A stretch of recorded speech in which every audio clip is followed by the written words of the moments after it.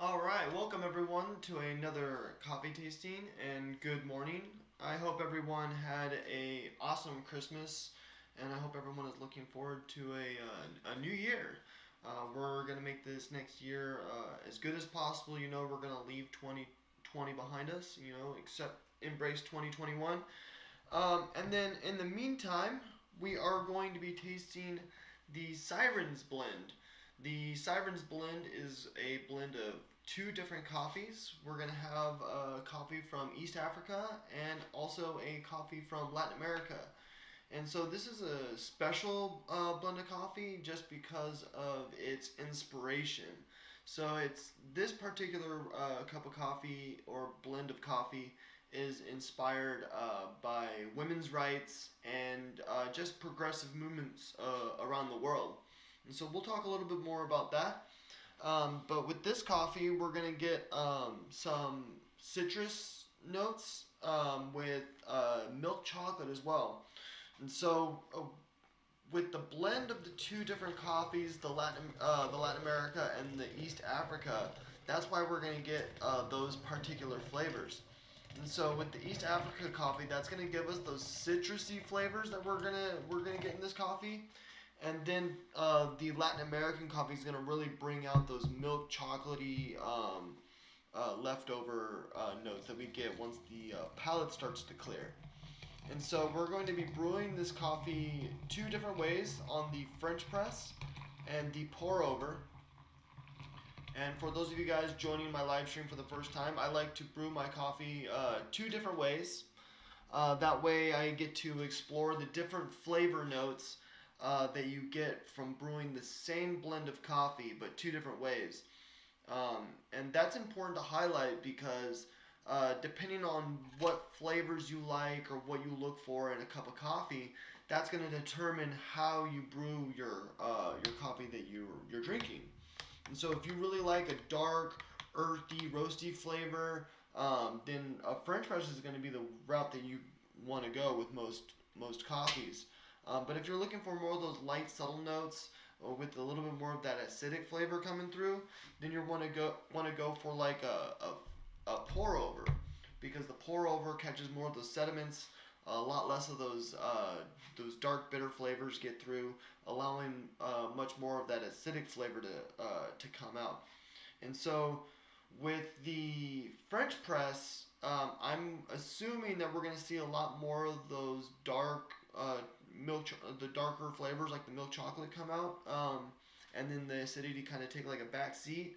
But in the pour over, I anticipate that the acidicness of this one is going to be high. It's going to be very bright and citrusy. Um, yeah, so I'm very excited. When I drink coffee, I tend to go for more of the nutty milk chocolate notes. So I think I'm gonna like the French press over the pour over this week, just because I kind of tend to stay away from the citrusy notes. That's just not my favorite flavor profile when it comes to drinking coffee. But then if you do run into a flavor profile that you're not a fan of, there are different options to kind of like stave off those flavors, like brewing it a different way. So I'm assuming I'm going to be avoiding a lot of those citrusy flavors on the French press. So that's one way you could avoid some of those bright acidic flavors. Another way is just pairing it with like a pastry. So like if you do like a cheese Danish or anything with like cream cheese, the creaminess of the cream cheese on the Danish or like a bagel is gonna really kind of mask that acidicness, the bright acidity, making it a much more well-rounded cup of coffee. And so that's how you pretty much pair your coffees with different food items, or even if you're just looking for certain flavors, you can just brew it a different way. And then through doing these coffee tastings, I've actually kind of explored a little bit myself in terms of like my personal brew preference. So if it's a bright acidic coffee, I tend to like to go for the French press because it kind of hides those acidic notes. But then if it's like a dark roasty like Sumatran coffee, I'm more partial to the pour over because uh, I'm I like a lighter roast coffee, and so if you do the Sumatra on a pour over, you're getting less of those intense sediment flavors coming through, making it a much more well-rounded cup of coffee. So with this one, with the pour over, we're gonna see um, more acidic notes.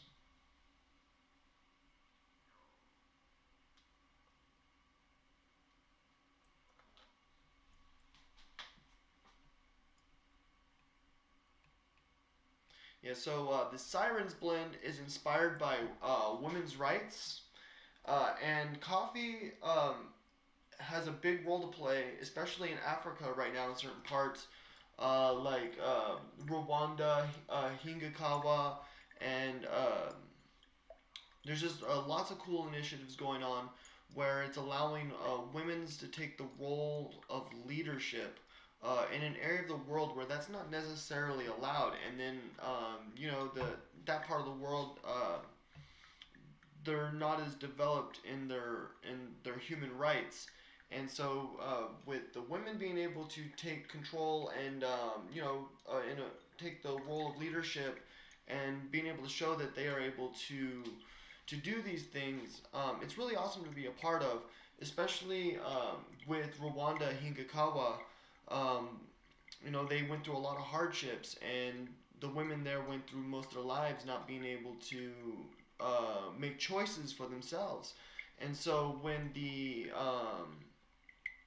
all the men were taken away, um, they didn't necessarily know what to do, and so some women got together and they started, regrowing coffee and just taking the initiative and showing that they have the leadership that they can, you know, thrive and take care of the land.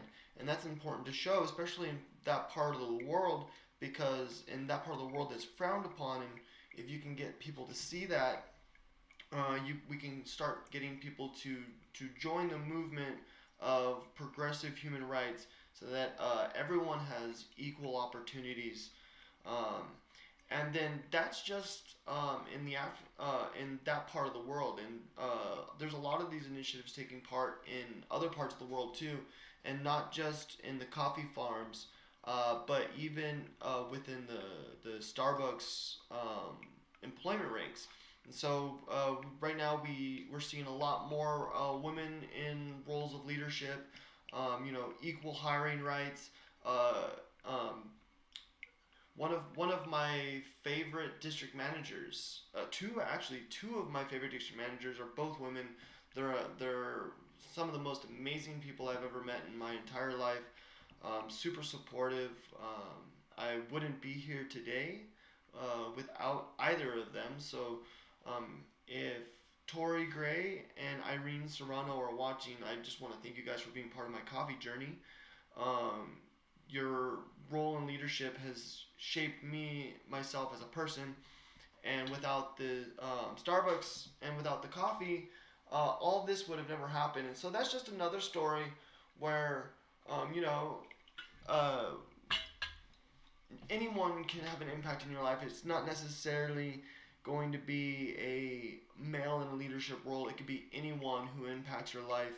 Um, and that's just important to share. And then the fact that everyone has the equal opportunity to have an impact on your life is important too. And so that's what this Sirens blend is all about. Is just the inspiration of women's rights, and then basically down to the end of it is just human rights. Just making sure that everyone has the equal opportunity uh, to do what they want and to inspire the person next to them. All right, so this pour over is just about done, and I think we're almost at our 5 minute mark for our French press. So for this Sirens blend, I'm really excited for the French press because I like those nutty milk chocolate flavors that you get from the Latin American coffee. Um, and then because it's the French press, it's going to hide a lot of those acidic notes from Africa. So yeah, I'm really looking forward to the French press. So let's go ahead and we're going to try the pour over first. And so with the pour over, we're gonna get a lot more of those acidic notes coming through because a lot of the bitters got caught with the sediment in the paper filter. So we're gonna go ahead and sniff the coffee first. So one of the first aromas that I'm getting right off the bat is that bright acidic flavor, and just real strong, real bright. Doesn't smell like an earthy flavor, and then you kind of get like a slight nutty flavor in that brightness as well. So that's where that Latin American coffee is coming from. Ooh, that is interesting. It's got a very intense brightness, but it's a different brightness. It's almost like a florally brightness. It's not like a lemony citrus flavor. It's more of like I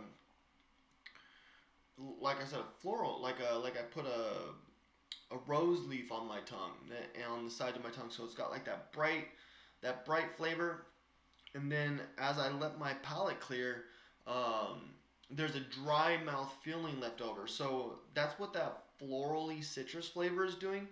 When you get the florally citrus flavors, it dries out your tongue. It's kind of like a red wine, and so you want to pair something savory with the pour over version of this coffee to kind of help your mouth water to combat that dry mouth feeling. But it's really good. This coffee's really nice and balanced. You do get a little bit of that chocolate mouthfeel coming through the bright acidicness, but for the pour over, the main profile of this coffee is going to be that florally citric flavor on the sides of your tongue that leave your mouth the dry palate. Still really good cup of coffee though. All right. So now we're going to try the French press. The French press, we're going to see a lot more of those milk chocolate notes come through, and then the acidic notes should take a little bit of a back seat because we're getting a lot more sediment.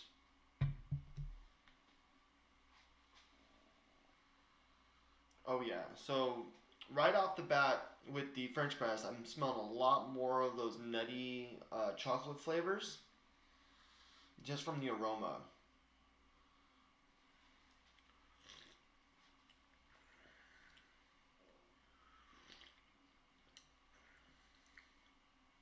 Okay.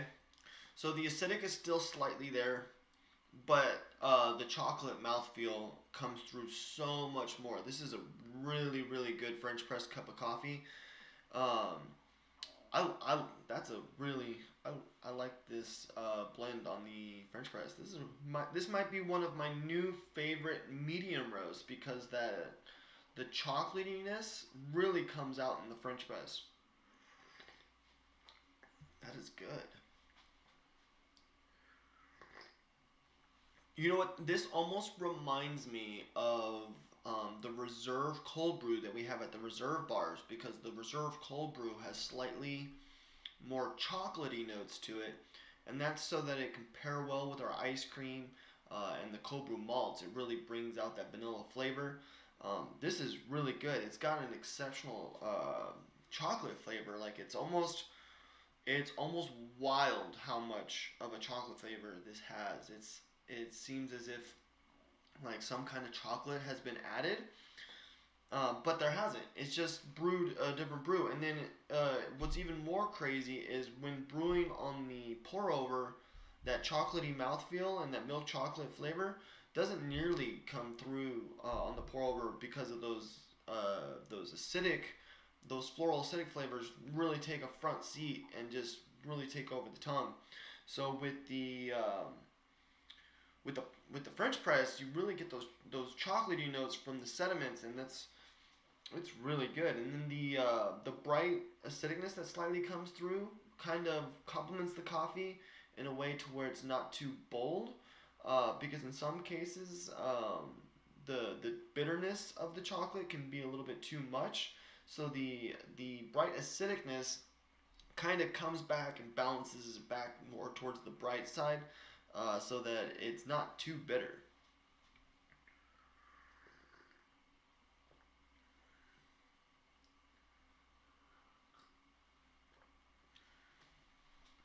And that's exactly why I brew the coffee two different ways.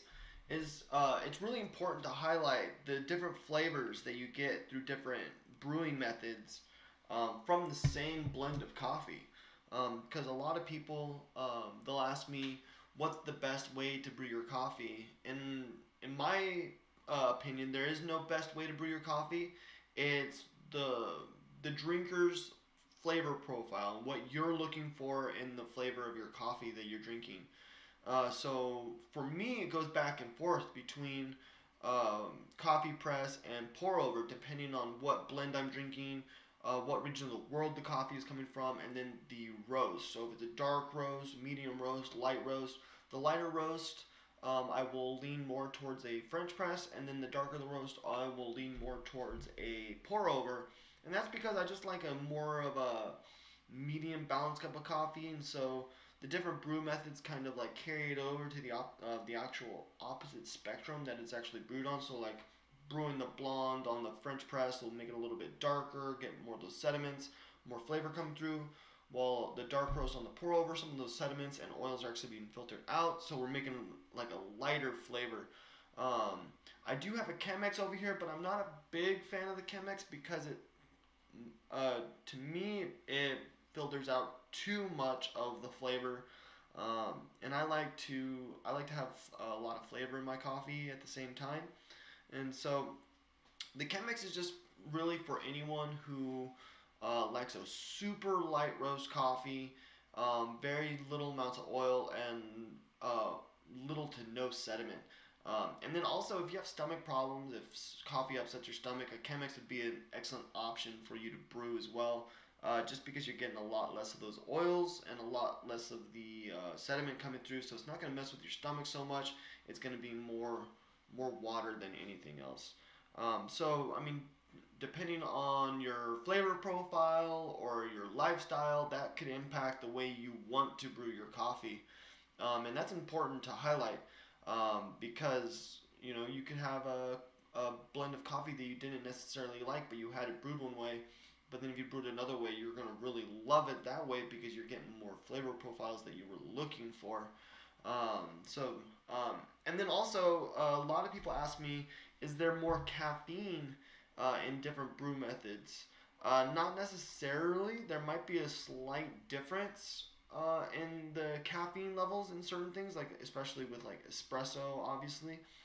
But with like a French press versus the pour over, it's going to be pretty much the same, except for the fact that with the French press, I'm brewing two of these. So like right now, this is just one cup serving. Well, this will be 2 cups serving. Well, some people might say like, oh, I get more wired off of a French press, but you might be drinking more coffee when you drink a French press. And so that's not necessarily because it's stronger in caffeine wise. It just probably means you're drinking more coffee because the proportion and grind is all adjusted depending on what kind of brew you're doing. So for like the grande pour over that I have for a 16-ounce cup of coffee is going to be 30 grams of paper ground coffee. And then for my French press, it's actually going to be 56 for an 8 cup French press. And so by the time I'm done with this, um, if I were to make 2 pour overs, I will have used more grinds in my pour over than I will have in my 8 cup French press. And so the proportions are scaled depending on what your brew method is, and so it's I would say all most brew methods are fairly close in terms of caffeine levels until you get to like some of the more specialty brew methods, like when you start brewing like espresso, just because you're pushing water through a compressed puck of espresso beans.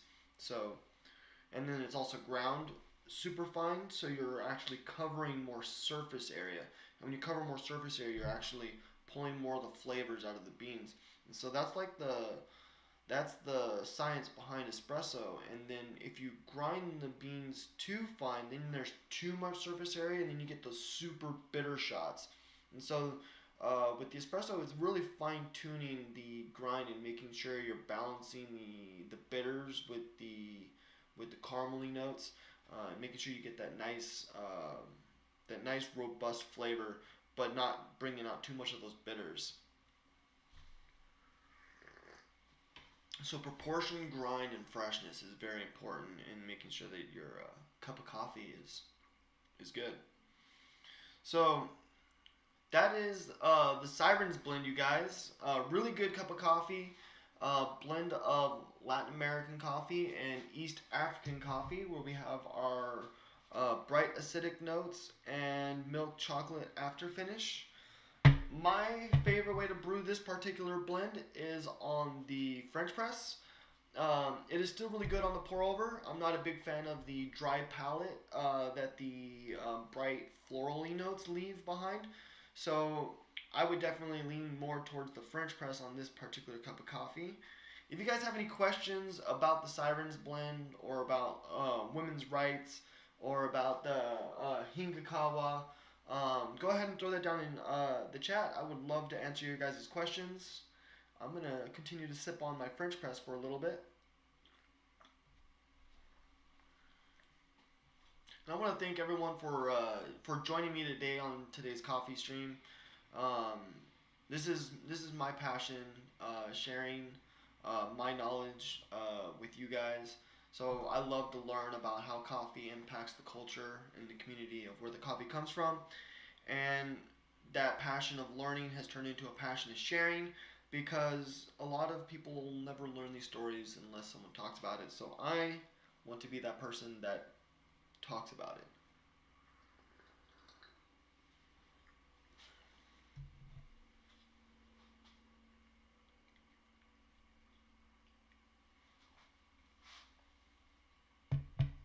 So next month we are getting three new coffees. We are getting the Weiwei Tenango, which is a Guatemala blend. Then we're also getting Jamaica Blue Mountain, and then there is also another. We're getting an African roast as well, but I forget the name of it. But I will have a schedule for those three coffees for next month, you guys. That way we can all explore the new coffees. Thank you. Yeah, so join me next month, you guys, for the three new coffees that we'll be getting, the small lot coffees. There's one that specifically explores agricultural science and the combat of the rust disease and global climate change. So we're going to talk heavily about that, and then we'll talk a little bit more about uh, women's rights um, and then just progressive movements around the world with some of our other coffees this month. So thanks everyone for joining me for today's coffee tasting. I will see you guys this Friday for the next coffee tasting. Have a great day. And don't forget to like, subscribe, and share to anyone who would enjoy these coffee tastings. Thanks again, everyone. Merry Christmas and have a happy New Year.